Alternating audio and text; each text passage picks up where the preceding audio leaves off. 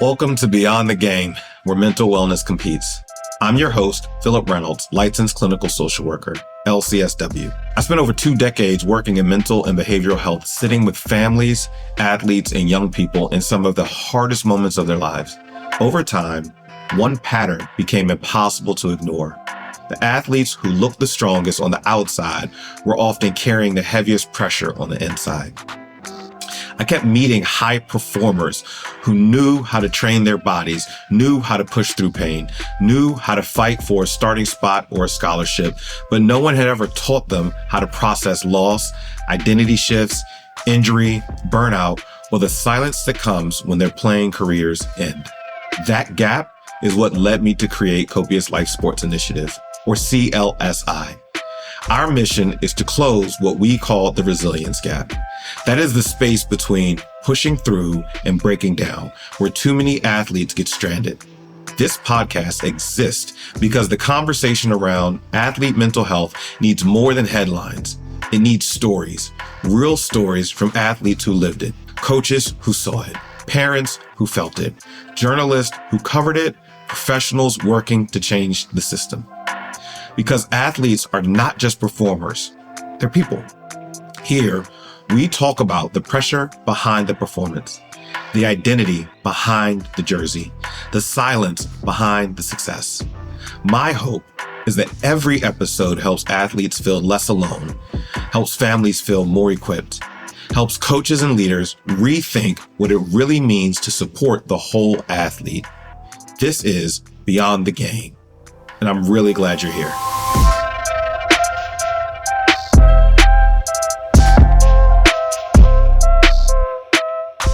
Excited to have with us today Keandre Jones. He is a former Division I athlete and NFL veteran who founded Every Day an Episode during the 2020 pandemic to spotlight mental health and mentorship. A proud alumnus of The Ohio State University and the University of Maryland, he's been a leader at every level, serving as a team captain in high school. At Maryland, he helped launch Redefining athletic standards to empower male athletes of color to create positive change. And so through his NFL journey and community work, including youth development initiatives and support for hospice care, Keandre has remained committed to uplifting others. Today, he continues that mission as a public speaker, mentor, and change maker, using his platform to help the next generation grow with purpose, resilience, and heart. Happy to have you with us today, Keandre. How are you? Thank you for having me. I'm feeling good, man. How you doing? I'm doing good, man. We're happy to have you on to be able to talk about and tell your story. And so Yes, sir. where we start, and this is the telling of your story, right? Let's start back at high school. What did high school look like for you as an athlete? Yeah, initially when I went to high school, I wasn't awarded the opportunity to start right away on varsity. Mhm. So you got to earn your stripes, especially going to a program like Good Counsel in Maryland, where we have prestigious athletes like Stephon Diggs, Dorian O'Daniel, Sam Mustipher. I mean, the list go on and on.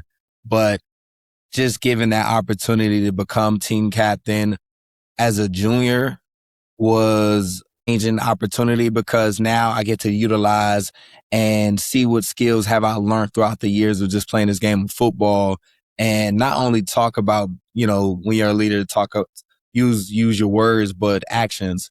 As you know, in the business of football, you have to perform. And one of the ways I did that was just making sure I showed up on time in the weight room. I was first, whether we were doing sprints. These are the critical things of becoming a great leader, right? Yeah, absolutely. Yeah. And so did you go to private school for middle school as well? No, I actually went to Montgomery Village for middle school, so public school. I wasn't introduced into the lifestyle of private school until I joined a team in Potomac, Maryland. It was called Rockville Lions at the time, and that's when I got introduced to these high schools like a Good Counsel, DeMatha, St. John's, basically that WCAC conference. Yeah. But that's a big jump, right? So what you're getting when you were in Montgomery Village Middle School, and then what you're getting at Good Counsel as far as academically, structurally, putting on the uniform. And now it's not just those dynamics. It's also high level football, right? So the rigors of playing football at the high school level at a WCAC school looked a lot different than anything that you had faced before. So those are some real big changes and adjustments. How did you navigate that? So my backstory is I was living out the house kind of between the ages of 10 all the way up until 18. And that was due to the fact that I had the opportunity to play football and to get back and forth between practice and games. My mom didn't have a car, so a lot of other families stepped in and stepped up and provided that space of having a ride or having somewhere to sleep the night before the game. So it's kind of like this in and out between families, making sure I could get to practice, making sure Keandre had everything he needed, and my community really just showed up. So yeah, that journey it started when I was 10 years old. That's when my football journey started. And without having that community, I don't think I make it to a certain point, because you need people that support you, not only see the vision of you being an athlete, but the person, the human. I think that's the most important part, where I realized like each family really seen the kind-hearted individual kid at the time I was, right? So it's definitely a kudos to them just for acknowledging and seeing that and taking kind of the stress off of my mom, who was a single mother. Yeah. And so you said you were living out of the house at 10? Yeah. Okay. And when I say out of the house, it's more so, like I said, just trying to get back and forth to practice or game days. I would stay over a friend's house, or, it was long nights, so I wasn't home as much. Specifically, once I got recruited to go to a good counsel, that's when I started living with the families, because like I said, we couldn't afford to go to a good counsel, but that was okay because of those other families that stepped in. And yeah, just multiple families I stayed with throughout my high school career. But it initially started once I was pursuing that dream of making it, to the NFL at 10. Yeah, but no, I think a lot of that happened, it sounds like, because of your athletic potential, right? The way that you could perform on the field, they saw that, and people chose to invest in you along the way to help that dream come true. But man, take me back, like 10, kind of out of the house, right? Quote unquote, but then officially moving out, probably 14, 15, getting to high school. Yeah. Like 10,000 foot view Keandre now. What was that like, being away from mom and family in a space where they didn't come from your same background and probably didn't look the same to you? Like, what was that like, man? How'd you navigate that? Because I hear athletes talk about when they get to college, the homesickness. You had that potential for that homesickness, like early on. So take me inside of the mind of 10-year-old Keandre. What was that 14-year-old? What was that like for you, man? Yeah, the homesickness wasn't really necessarily something that bothered me, because I looked at it as freedom, right? Especially being that age. I'm like, okay, cool. I get to sleep over my friend's house, and we get to stay up, play games, play sports, do homework, of course, too. But at the same time, I knew the sacrifice my mom was making in making sure we had everything we needed. Like, we never went without. It's just that when you have 3 kids, raising 3 kids by yourself, it's a challenge for anyone. Right. Dad or mom, it just was significant because each family looked at me as their child. And I was kind of brave of my mom to allow me to go ahead and do what I was doing, far as thought I was making grown folks decisions by myself, but she was along every step of the journey. And I would say that was kind of like my introduction to wealth, my introduction to what could be if I continued to not only excel and dominate on the field, but just the mannerisms that I was picking up from the discipline to the routine, the structure, everything helped me become who I am today, because I had that environment, that structure, and that ecosystem to make sure each family poured into me in a positive way. They made sure I never wanted or needed for anything. So a lot of the times I felt like I was in high school already, preparing myself to go to college in a sense, because at Good Counsel, like how you talked about the culture shift and not really knowing, not really having those people that look like you around.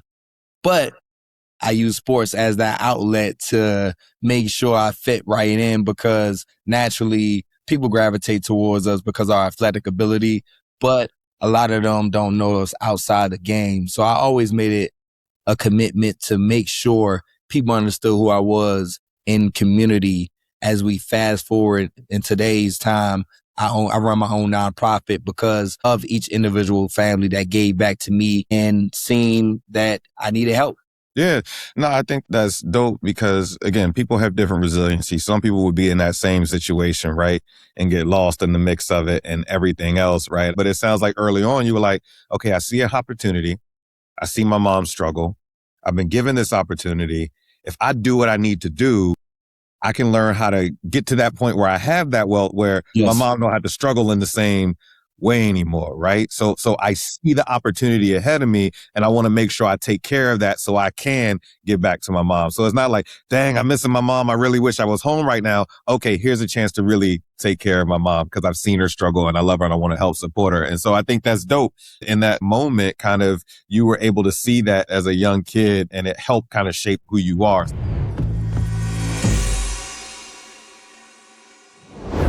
So you already had to get rid of all that homesickness and be goal-oriented and goal-focused. And so then we get to college. Yeah. And so you started out at Maryland or Ohio State? I started at Ohio State. Okay.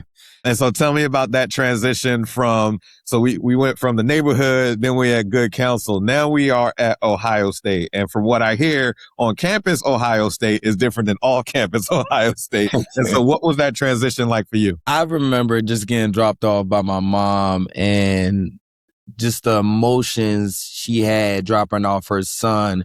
And we were talking about my upbringing and living out the house, quote unquote, but really officially living out of state, and you giving your son to an environment to where we never really went to Ohio. And I didn't really understand how big the brand Ohio State was because I was so locked in on just trying to make sure I was doing everything right leading up to that point of getting awarded a scholarship to attend college for free was a win in itself. As I get on campus, my mindset was the same as it was in a sense of the sacrifice. I knew I was going to have to sacrifice these next 4 years to achieve that goal of getting to that next level. So I was already thinking future when I was 10 years old to high school. So I always planned out accordingly. And a lot of things don't go your way. And it's unfortunate, but I had multiple coach changes. I had this mental fog or sense of clarity that I needed at the time, but just trying to figure out, okay, why am I not playing a lot? Who am I away from my hometown? Because when you're at high school and you're dominating, you're All-American, you're probably the best one on your team, you're probably the best one in the state. But you get to Ohio State, they legit have multiple guys just like you. So what's making you stand out the most? And what I relied on the most is that mental aspect of, I'm not going to fold. I'm not going to quit. I'm not going to complain. So by the time I get to my third year at Ohio State, there was no sad stories or wanting people to have sympathy for me because I knew the commitment I made when I said I wanted to go to an Ohio State. It's just like an LSU, Alabama, one of those dominant programs. So naturally, I went to the council. We compete. Just like anything in life, you got to go take and accomplish it in a way of not just hard work, but I think right place, right time sometimes is a big thing too. And that's how you kind of fall into that category of somewhat luck. And unfortunately, it didn't work out in those 3 years because of multiple changes. But I will say this, the opportunity to go from Ohio State and then visit back home to the University of Maryland for my last year was rewarding because if it was going to be my last time playing football, I got to do it where it all started. So I can't even, looking back, I'm like, everything happened the way it was supposed to happen. Yeah.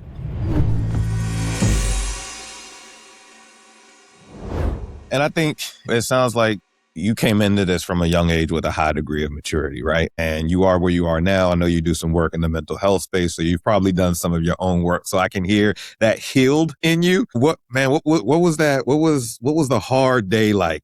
The hard day at Ohio State when you sitting there and you like, bruh, like what is this? Like, how do I navigate this? So talk to me about your hard days at Ohio State as you were trying to figure this out and navigate this on your own, right? Coaches changes, right? That coach brought you in. You was his guy. You not necessarily this coach's guy. Like, how did you manage and navigate? Talk to me a little bit about what that looked like for you. I like that question of what was a hard day. I think for humans, we tend to make our lives complicated. And I say that with the acknowledgement of knowing life is not going to be easy. We're going to experience losses. And I had to experience so many losses up until that point of going to a college. It was a normal day for me. Now, me at 28, look back and I realize I probably detached myself away from my feelings and emotions of this hard life or complaining, or I knew I'm able to detach myself away from my emotions of how I feel in the moment, right? In order to obtain that goal of, I know I got more in the tank. I know I got more in me. So I'm not going to even waste my time or energy reflecting on what didn't go right. I always thought about, okay, that didn't work, but this going to work. Right. So I always had that mentality. And even now, as I revisit and reflect back on those days, I'm currently seeing my therapist and talking through, why am I so emotionless, right? Because I had to mature so early and just roll with the punches, right? You got to roll with the punches. Because if you sit and you reflect too long and you stay in your feelings and feel sorry for yourself, that's when a lot of bad things really do start to happen. Because now you go into this deep, dark depression. But for me, it was always trying to make sure I'm ahead of whatever I'm about to encounter. So I felt like, in a sense, I prepared myself and I built a catalyst of making sure you built for this moment. Nah, I like that. I would offer that, and I'm not your therapist, but I would offer that it's not emotionless, it's emotion suppressed. Yeah. It's learning how to be able to feel those emotions. Yeah. And we're just going to stuff them in the back. But sometimes they creep out, right? We try to stuff them in the back and now we're sitting here and it's like, I'm feeling the weight of all of this now, right? Mm-hmm. And so, did you have any of those moments where you pushed those emotions back and they just kind of rolled up on you and you had to kind of deal with them and navigate it? Or did you just, when they rolled up, push them back again? Yeah, it was more so I acknowledged the feeling. I'm human, so I've definitely felt every type of emotion. I just may not show it just like others. Like if I was hurting, nobody would know, because at the end of the day, it was one of those things just like with death, we know that's guaranteed. Taxes, we know that's guaranteed.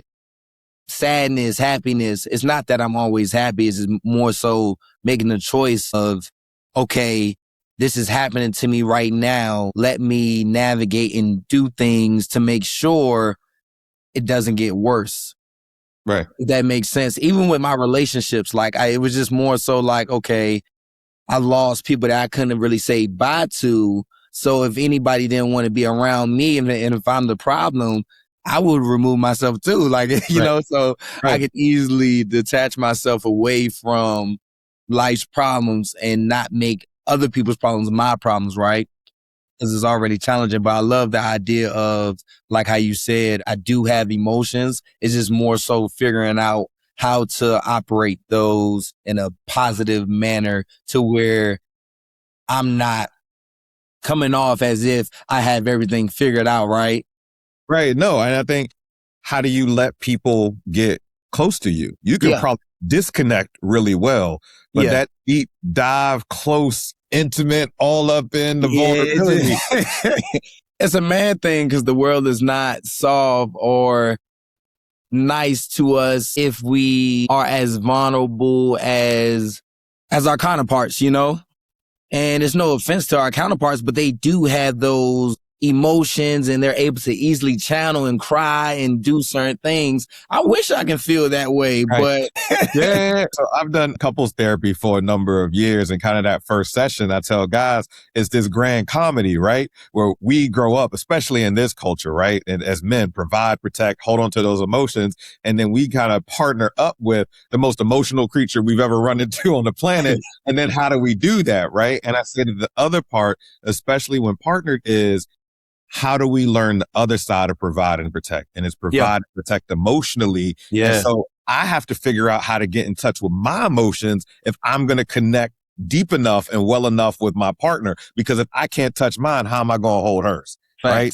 And so it ends up being this disconnecting thing when really that deeper connection comes through being able to be in touch with us so we can care well for our partners. And so it's how do I get in there and be able to deal with it? And not just me get in there. How do I let a partner in close? Right. Yeah. How do they get in close to me as well? So it's a process. And it's like you said, just because I experienced so early not really having a stable situation where it was like, okay, it's on to the next, on to the next, on to the next family, on to the next opportunity, on to the next, I was in a lot of solitude. I had to make grown folks decisions so early. There wasn't any moment where I can look back and say, I just set in my feelings, because you got to think about it. 10 years old all the way to 26, 27, where I stopped playing football. I was just locked in tunnel vision on just becoming the best player and human I could be for football, for football. Right. And you don't need emotions to do that. Yeah. Relationships wasn't really a thing. Right, I'm not really, well, you wasn't with me shooting in the gym. So you don't really get to reap the benefits of me emotionally, financially.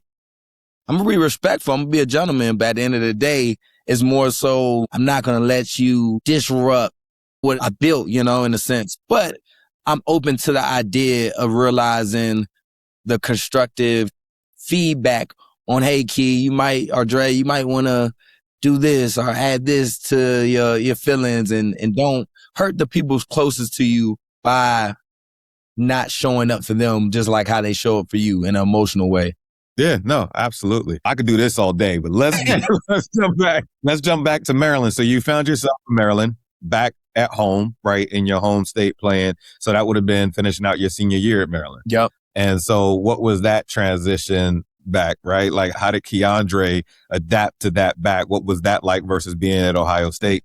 Yeah, so playing at a program like Ohio State and then making that transfer to Maryland, my hometown, was easy because of all the skills and responsibilities I had picked up at Ohio State. So I was sharpening my tool and becoming a better player, better human. So by the time I got back home, it was no time for playing around. Like, the clock is ticking. I'm trying to get to that next level. So I didn't care if I was playing long snapper or punter. I was going to get on that field and produce. And I had on the other side. I just want to be on the field. And I took my special team serious. I ended up gaining a lot of recognition for my play. And then COVID hits. I go through the NFL combine phase of preparing myself for the biggest opportunity of my life to showcase what I've been working on since I was 10. And everything gets canceled. And that's one of the things where I told you, I'm just going to roll with the punches. I never even thought about the idea of not having an NFL preseason, not having a combine, not, like all these things. This is my first job interview. So this is how you get inducted into this new fraternity, And yeah, everything gets canceled. So it's either I'm going to complain about it, I'm going to say, why me? Or right place, right time. I'm still working. I get an opportunity. I signed as an undrafted free agent to the Chicago Bears. And yeah, man, I just didn't look back. I didn't make any excuses on why me, this why me mentality. And I'm not saying like people should not feel how they feel. I'm just saying I encourage you to stay active in your pursuit on what it is that you want. Like I told you, I wasn't going to let anybody or anything, and even now as I'm not playing football, I have this mentality of, I just want to be a better human and right my wrongs. Like I love the idea when we have a game or a practice and you come back and you watch the film and you're critiquing yourself, not necessarily on the good plays, but on all the things you could have did better. Like I love getting that feedback from people close to me that know me that would do that, So I don't have a lot of yes men or yes women around me. Like, no, like tell me about myself. Straight up. Yep. Tell me straight up.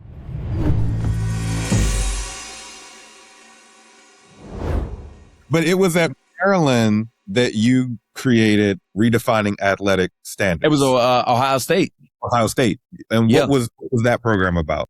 So it was a time at Ohio State. I can't remember if it was my freshman year. Probably was freshman year because everything was so new. But I had this moment with a couple teammates like, we need to do more with our platforms as athletes. And one of my close friends, Austin Mack is his name. He was a wide receiver.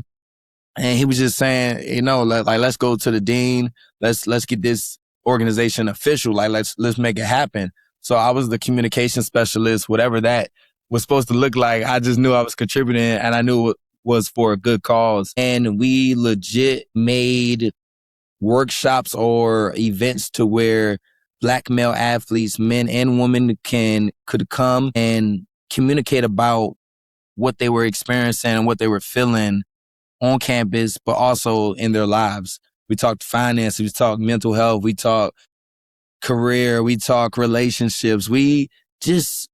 It was so authentic to where I was like, okay, dang, like this is way bigger than me. Mm-hmm. And it is, because we started that in 2016. It's 2026 and people are still carrying that organization on. So that's how impactful I want to be, not only for myself, but to another young lady or young man that's watching my journey as I'm using social media, right? That's the type of way I use my platform to show people I just didn't give up. And I'm an open book. I speak about it openly because, it's who I am. You're an open book until it comes to that vulnerability. But you need a ticket to get in. You need a ticket to get in. If you want the conversation, you gotta make sure you're prepared for that reciprocation, right? Because you wouldn't just be vulnerable with anybody. Right. And you get exposed. Right. Yeah. Yeah. And I think it's being able to trust that vulnerability is going to be held and be safe. And that's the other part of it as well, right? Can I get to that place and be safe? That's what therapy ends up being, right? I know that this is safe. There's laws and things that protect it, but I know I could come in here and share and I'm not going to get judged for it. For sure. But, sometimes when clients come in and they want to say something crazy, be like, come on, bro. I heard y'all could be challenging, man. I heard some of y'all don't play. Y'all straight up with y'all. Man, with y'all you're going to get the good stuff, right? Especially if I'm dealing with a guy, right? So that therapy is going to be a bit more assertive, a bit more direct, because we can't dance around and play games because life is real and real serious, right? Yes. In a lot of ways. And so if the goal is to get better, let's go ahead and get better. Let's do those things. Let's say those things that we can say to each other as men that maybe, someone else might not say to us and might not challenge us, especially as a Black male, right? We don't have time to dance around all the other stuff. And I tell anybody this, throughout my career as I've done this work, it's been the hardest population to get into therapy. Is African-American males. I see what I just started 2 weeks ago. Yeah. But however, when they do get into therapy, some of my most successful clients have been African-American males. When we get in there and we do the work and we actually work, it's lights out, it's family changing, it's life changing, but it is tough to get in because we have to know that it's going to be a safe space, that it's going to be a comfortable space, that I can be vulnerable with you and you not sitting up here judging me, man. And so it is important, right? How do you help someone that just doesn't see it through the way an outsider may see it? Because I was the same way. I'm like, my therapy is workouts. My therapy is football. My therapy is being this open book and being able to communicate and talk about it. But then I was lacking in a certain area where I was like, you know what? Let me tap in to just see what this whole therapy thing is about, because I'm making a suggestion for kids to do it. So I got to practice what I preach and at least attempt to try, because I've done it here and there, but not consistently to where I can use and apply it back to my day-to-day life. So how do you get somebody that they might not see it, but you see that they need it? Right. Right. Man, I end up in those conversations all the time, and mine is simple. You tell me why you don't need it. You tell me what your experiences have been, and I'll show you how it didn't work. Yeah. Because if it was working, then things would be going differently for you, right? And so that idea that I'm going to just keep doing the same thing over and over again, one of the things that's a mantra is change is possible if you're willing to do something different. If you're going to keep doing the same thing, then your situation is going to stay the same way, right? If I tell you I want to end this interview right now, but I stay on this thing for the next 2 hours, well, then I don't really want to end it. Right. So if I want that change to happen, I'm going to have to do something different and point out all the ways in which the style, approach, and strategy just isn't working. If you run me through your dating relationship history, your work employment history, the other dynamics, family and things of those, I'm most likely going to be able to show you some patterns that weren't healthy, that aren't working. You keep ending up with the same result. Why does every relationship end the same way? And I have no problem telling my single clients, you're the common denominator. You take two to every relationship. You got to stop looking at everybody else as being the problem and say, okay, at some point in time, I'm the common denominator and I do that work. And so everybody has a story and a pathway and a reason why they don't need therapy or X, Y, and Z, but it really is that space to be able to have somebody listen to you, reflect back and say, hey, maybe we might want to do this different. Because it's not a full rebuild every single time. You take your car to the shop, maybe you just need an oil change, right? Or you need some new wiper blades. You don't need a whole new car. But just take it in and get that work. Just get another set of eyes that's professionally trained to look at it, right? If you have something raised up on your skin just a little bit, where you going? I'm going to go to the dermatologist and ask what this is because it's unfamiliar to me or it's presenting a challenge for me. So let me go on and do work. It's the same exact thing with our mental health, right? Let's not be afraid of it. And that's part of why we're doing what we're doing today and having these conversations. Let's show that having them that there's healing at the end of it. There's change at the end of it. There's career saving at the end of it because some guys, they don't do the work and they get to the end of it and now their careers are cut short because there was work that they could have done beforehand, right? And so I think that's really the important thing. You think that the way that you're doing things is working for you. Where does it keep coming up short? Maybe there's gaps in your strategy, right? So that's really what we try to look at in the conversations we try to have. For sure. Ohio State, Maryland, COVID year, process wasn't the process that you had probably dreamed about the entire time, but now you're a pro. You're undrafted with Chicago. So talk to me about that transition into the NFL look like for you. And then that transition as an undrafted free agent that's trying to find a way to get on. And so you kind of got that time with the Bengals, but talk to me about what that transition looked like. First and foremost, my mom made me watch the NFL draft and have a party and a little get together. And I was telling her, Mom, you know, everything happening with COVID and just the way the draft was going, I've never sat and watched the draft. So for me to sit there and not hear my name called was just another thing you could just add to the list of things that motivated me or I swept under the rug. And I was like, all right, I got to keep doing what I'm doing and just keep proving myself right. So I get to Chicago, go through training camp and dream job. I'm playing in the NFL, training camp, get cut. This is the first time where I got rejected. I've never been rejected. What do we do with this? What do we do with this, you know? As an athlete, we are sought after, right? A lot of times, a lot of things fall in your lap based off your athletic ability, or if you're a handsome gentleman, you know, you can maneuver through life and situations, but to not be wanted for the first time, that's a big ego and pride. Like this thing that I've done since I was in high school. I was one of the best on the field. I was good enough in college to get to the league. You don't want me? You don't want me? Have you seen me play? Let me show you my film. Nah, y'all must ain't watch film.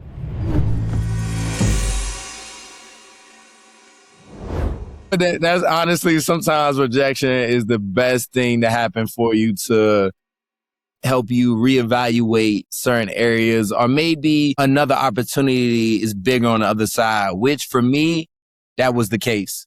The only team I worked out for was the Cincinnati Bengals before everything got shut down because of COVID. And 2 days later, I'm back in an NFL uniform. Now 3 years pass, on and off the practice squad. I'm playing here and there. I get to experience the Super Bowl, have my mom front row, have one of the families that I stayed with, the Ashleys front row. I love my best friend. He was front row with me. I've known him since we was 10 years old. So the height of highs, right?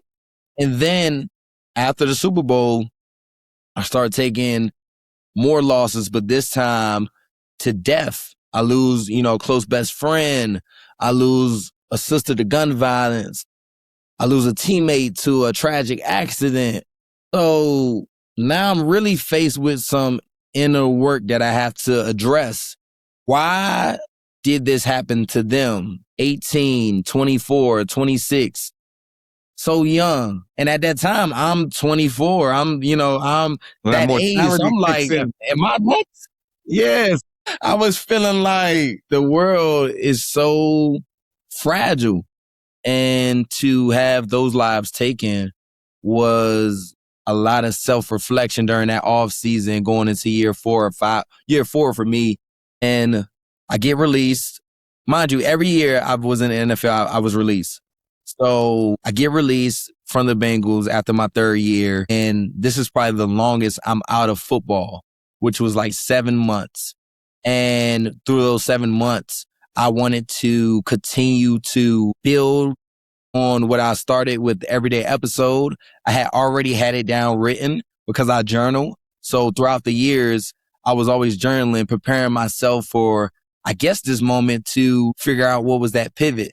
And for me, it was the community work and service I was already doing against gun violence, against homelessness.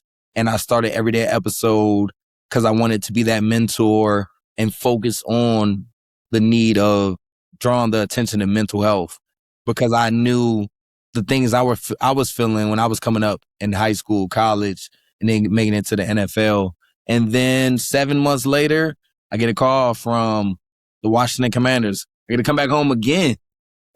Keep bringing you back. You try. Yes, I try to leave every time I try to leave. So I get a call and a significant injury happens. I've never been injured other than my pride when I got released my first time against Chicago. But I get injured, pull my hamstring, and that's the end of my journey. 5 years playing football and it's stripped away due to things that's kind of outside of your control, because when you play sports, you never know when it's going to happen. You just know you're going to deal with some adversity.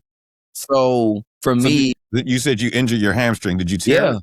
Oh, wow. It was like a high grade 1, 2, early 2. Like, it was like one of those things. But with the NFL, they're so funny because they want you to get back on the field so fast without saying too much. And it's just one of those things where it's unfortunate, but it happened. Just like anything, man. Like I get it. And you go in and you experience rejection, right? You had that loss during that window of time, that 7 months, man, that high is high, that Super Bowl, right? And then what transpired after that. And now you have an injury and it's your first big injury, man. What was, when they say, hey, the thing is torn, grade 1, 2, what went through your mind? Just like anything I did coming up, it was just think about the future.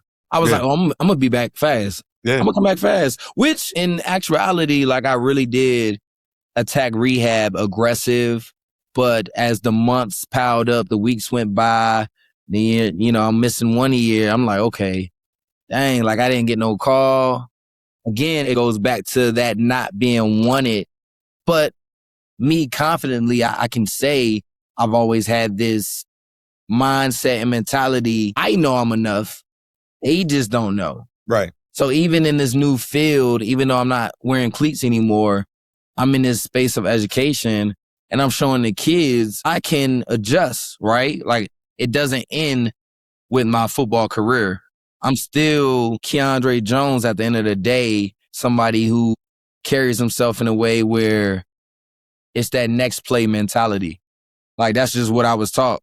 It's that next play mentality. And I'm also willing to do the work of how can I be better in this realm of business, education, show the kids, like, these are all my losses. And that's what I mean by, like, being an open book. Like, I'm cool talking. I think with social media, we always see the highlights and the what's good and what's happening and the fancy cars and the jewelry.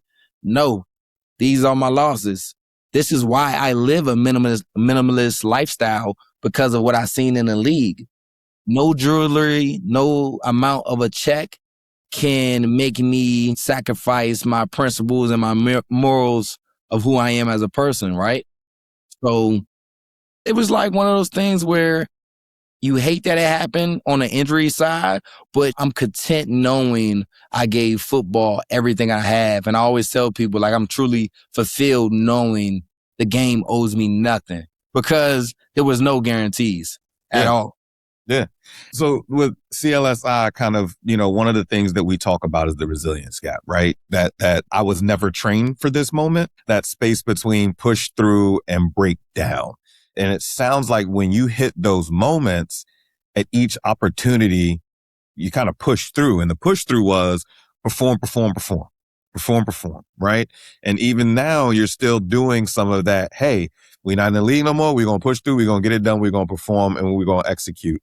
Did you ever have one of those moments before you got to, okay, now we got to perform, where you just felt yourself underneath kind of unraveling? Like, I was never trained for this. This is a lot. I'm not going to lie. I really haven't had one of those moments. And I'm not saying that just because I'm trying to come off as I don't have moments. It's more just so I didn't recognize those moments probably when I was that a certain age. But now that I continue to do the work and I'm older, recognize, just paying attention when I am in those moments. Because with football, you have a schedule. Without football, you kind of are creating your own schedule at this time, especially with me being an entrepreneur. I'm creating a schedule. So I have some downtime, but I may try to fill it with working out or doing something, keeping myself busy. But I would say the more time you spend in solitude and you're able to manage your thoughts in a functional way, a healthy way, I'm able to know, okay, I'm feeling this. Let me make sure I'm doing what I need to. That's why I did say, okay, let me tap in with therapy real quick, just to address, cause I know me better than anyone else knows me. And I feel like I am someone who holds myself to the highest standard. Like, I am my biggest fan and enemy, because I can self-sabotage if I don't address certain things, or if I'm spending too much time in this area and not focus on this. So it's this ever ending battle of just becoming my best self, whatever that looks like. I can't tell you the finished version of Keandre because we still going. So hopefully through my impact and my social media and just my football career, people can see just the growth, man.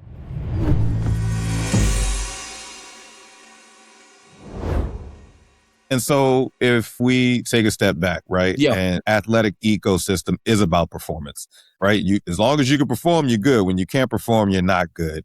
Right. And it sounds like you had a certain set of resiliencies that allowed you to keep going regardless of kind of what was underneath. It was just focus on the next thing and the next thing. Not every athlete can do that, right? And when we talk about the reality that the number 2 cause of death for NCAA athletes is suicide, we look at the number of NFL players, whether early in their career or at the end of their career, reach that point. Being in that system and having navigated that system, what would you say to the high school athlete, the college athlete, or that pro that is struggling about mental health and the benefits of getting that addressed, having experienced some of that yourself now? My advice to student athletes, especially the ones that haven't experienced the highest level of what it really requires to achieve and perform, like how you said, because this is a performative business and what your pay is going to be based off of, is to really do your homework on what you sign up for. Like we spoke earlier, at 10 years old, I really knew what I was signing up for. That's why I made the commitment, because I'm like, okay, my mom's struggling. She's sacrificing. She making sure we got shelter, being homeless, all these different things. And I'm living out the house. Okay, like, you have to understand the commitment you are giving yourself when you say you want to do something, whether it's sports or just a job. Right. Read the fine print. Right. Ask the questions. Don't go through life not asking questions and not being interested and fully involved in your profession, whatever that looks like. You can be an artist, you can be a musician, you can do whatever. Like everybody fits that category of you signed up for a certain lifestyle or you want a certain lifestyle, right? You have to understand what comes with that lifestyle. Yeah. No, but that's what happens, right? You get to the league and you're like, yo, I want this sports car, right? And you go and you buy that Ferrari, that Lamborghini, and then it's like, well, wait, insurance is X on top of that. And then if I got to change the brakes and the tires, it's $50,000 a tire. Like I got to get in and do the work. So you can buy the dream, but you have to, like you said, understand everything that comes with it. If I got just enough to buy a Lamborghini, I don't have enough to have a Lamborghini. Yeah. I have all of everything to be able to do this and eyes wide open when it comes to especially youth athletes, right? It's that you want to be D1. You want to be in that 1%. You want to go pro. Some of them say. Right. But what you're doing ain't showing it. Isn't showing up. And when you get there and you find out, hey, I'm not that guy anymore, now you run into a brick wall and you don't know what to do with that because you never prepared. You didn't understand the landscape that was ahead of you that you were trying to get to and the expectations. And you see some of that now with the NIL, right? Where you have athletes that are like, okay, I'm going to this school. Oh man, I'm not starting.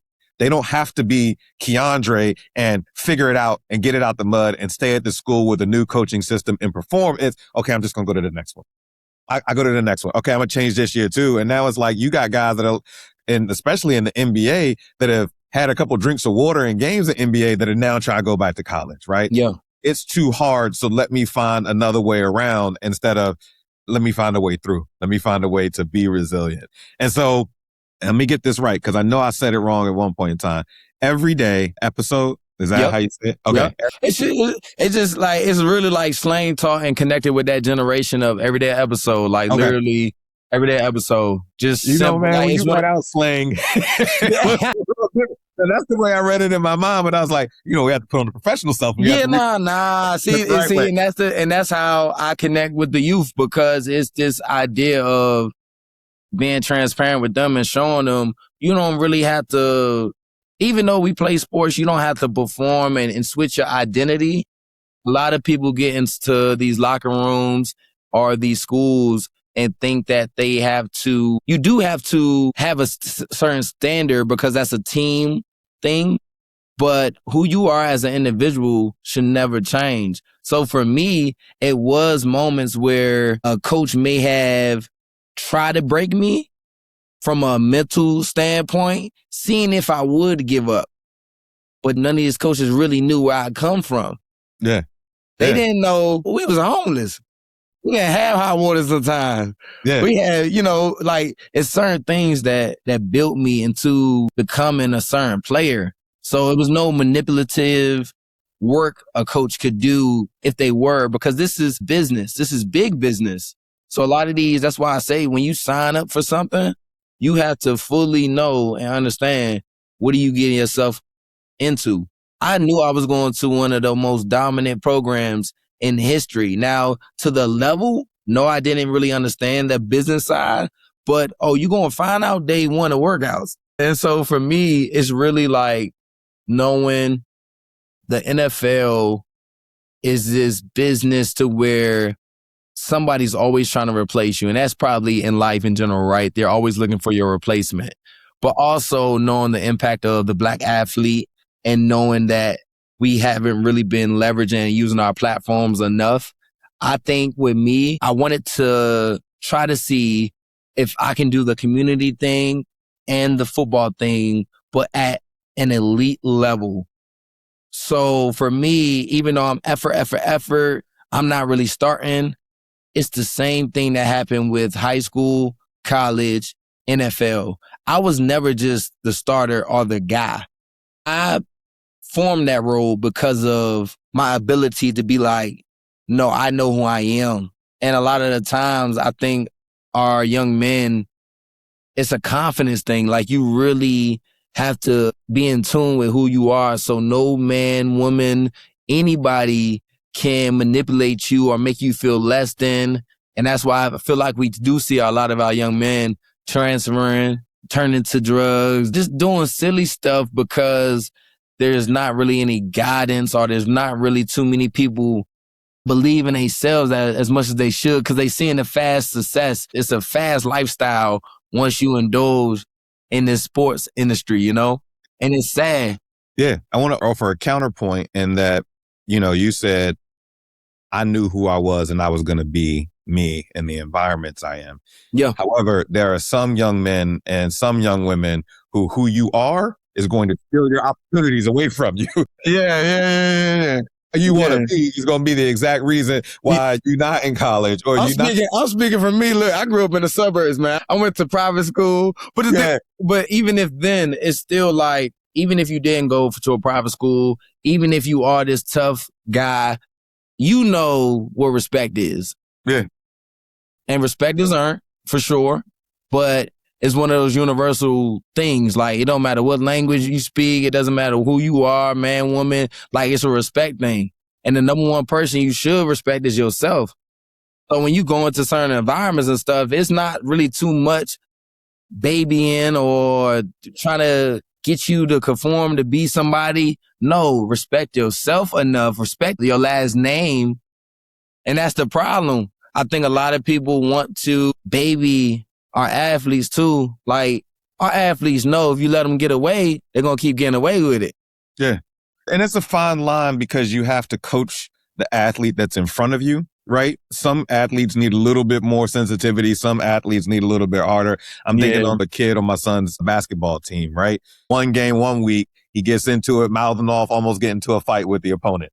And then he's like, that's just the way I am. And then 2 weeks later, he's about to get into a fight with somebody else. And so he's spending the last part of the season going to workouts, working out with weights in his hands, but he's not playing games. And you could see that as punishment. But for this young man, is loving him. Yeah. Because if he can't regulate and get this in check, if he just thinks I'm going to be this way and it's going to be okay, you're going to lose opportunities if you don't learn how to get that in check. And so the coaches challenge you, because a lot of kids would say, okay, if I'm not playing any games for the rest of the season, I'm done. But that man shows up. He puts the work in, still laughing and interacting with his teammates. His coaches put him in that position so that by the time he gets to varsity, he has an opportunity to be the talented player that he can be, and they could take him somewhere. Mm-hmm. And so that you have to coach the athlete that's underneath the athlete, right? Because a lot of these kids, we're talking about potential. We're talking about high school. We're talking about college. Your potential is here. The way that you're showing up is going to keep you here. If you want to reach this potential and it not be a waste, let's figure out how to get them there. And a lot of times that takes a coach and a team that cares about them. That's going to take sometimes mental health care to really talk through and work through and process some of these things. But people like yourself that are bringing these programs to show these kids early on, right? You don't need to learn how to have money when they drop $1 million in your bank account. You need to learn how to have money now. Because who you are now with that $1 million is who you're going to be. You go through it real quick and end up broke. If you learn how to be and navigate some of this stuff. And so real quick, I want to make sure I leave you good opportunity to really tell these folks about Everyday Episode and let them know what you're doing. Yeah, so Everyday Episode was created 2 years ago in 2024 off the idea that mentorship is needed in communities, schools, and that's where true growth happens, because I realized the impact of my story and having a community to help me achieve my goals was the biggest blessing. Even if it was just one family, right? I knew the opportunity, and that's all we need is one opportunity to change our lives. And that's really all it takes, is that one opportunity to change the trajectory of a child's life. Yeah, Everyday Episode, because every day is different. Every day is challenging, and take it one episode at a time. Do not, I repeat, do not, whatever you do, just don't give up. You can't. No, absolutely. Absolutely believe that and appreciate you for sharing that. Like that story is really, really powerful, and how you just had that resiliency that whole time, man. But get in and do that work underneath so you can let somebody. I'm a lock in. I mean, I ain't got no choice. I'm gonna be single. I'm gonna forever. The rest of your life, man.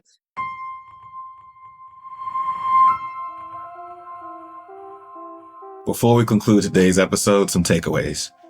Athletes, your story is not your weakness. It is your superpower. The sooner you own the hard chapters and process the hard, the sooner you regain control of your identity. Parents, athletes need permission to be human. Create space where emotions are welcomed, not minimized. Your support matters most when the performance drops, not when trophies arrive. Coaches, vulnerability from leaders creates permission for athletes to open up. Culture starts with modeled behavior. Help athletes define success beyond wins and losses to prepare them for life after sports. That is the work. And that is how we start changing the culture of sports.